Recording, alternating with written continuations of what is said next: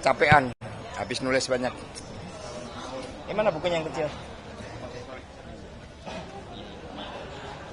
Ya, satu aja. Mana Pak Anu, Pak Fendi?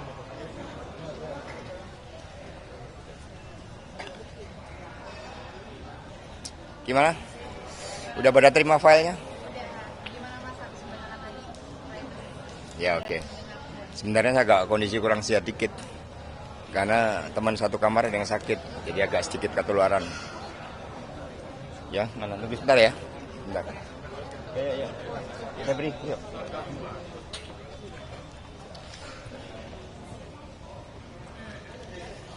Oke. Ya, baik, terima kasih rekan-rekan pers. Jadi hari ini telah saya tunaikan penyampaian pledoi, di mana pledoi ini dari referensi teoritik dari buku-buku tentang moral, etika, dan hukum, tentang bagaimana erosi demokrasi kalau dibiarkan itu bisa mengancam kelangsungan hidup suatu bangsa dan negara, telah saya siapkan sejak cukup lama. Saya juga mendapatkan data-data pledoi dari artificial intelligence, dan di situ menambah seluruh khasanah di dalam penyusunan pledoi ini. Termasuk saya pelajari secara khusus pledoi dari Bung Karno, Indonesia Menggugat, dan juga dari Mas Heri Ahmadi di bawah sepatu Lars.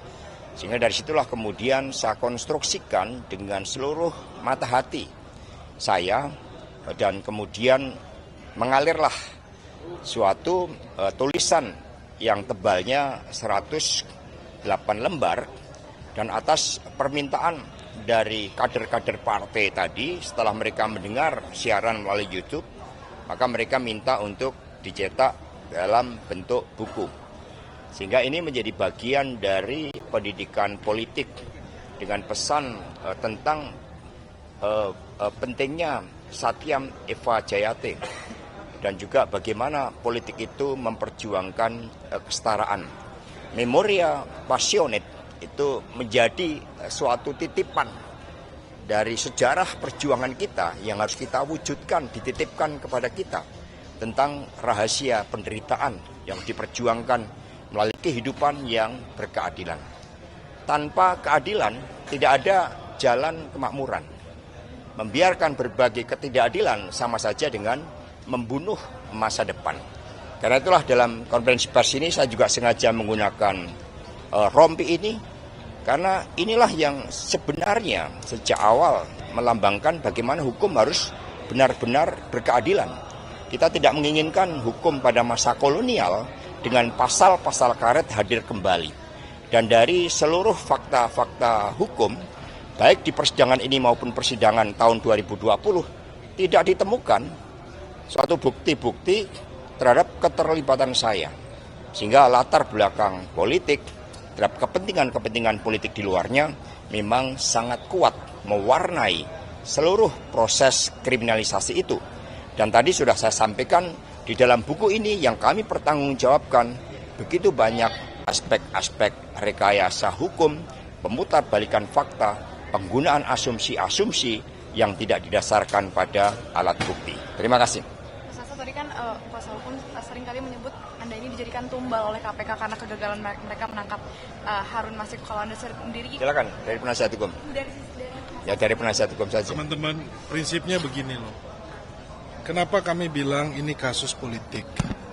Teman-teman ingat, pada 6 Januari 2024, Mas Hasto itu dipanggil di Polda Metro Jaya. Pemeriksaan atas wawancara di Kompas dan di Liputan 6. Saya ikut mendampingi.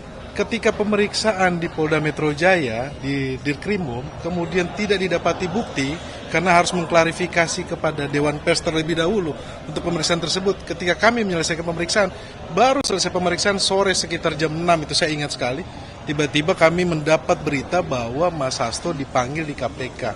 Padahal surat panggilan tersebut kami belum terima. Nah, ini yang kami melihat bahwa indikasi politiknya sangat kuat.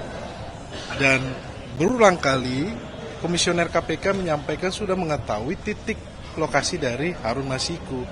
Nah, ini kan menjadi pertanyaan buat kita, urusannya nangkap Harun Masiku tidak tercapai, kemudian dikaitkan dengan Mas Hasto. Ini kan sebenarnya kan tugas dari rekan-rekan KPK.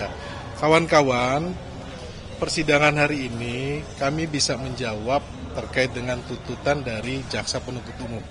Sekali lagi bahwa tidak ada bukti kaitannya dengan Mas Hasto Kristianto.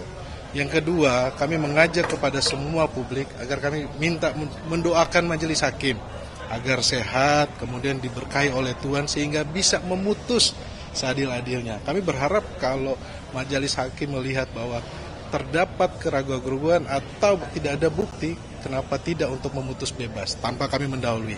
Kami minta dukungan dari masyarakat. Terima kasih.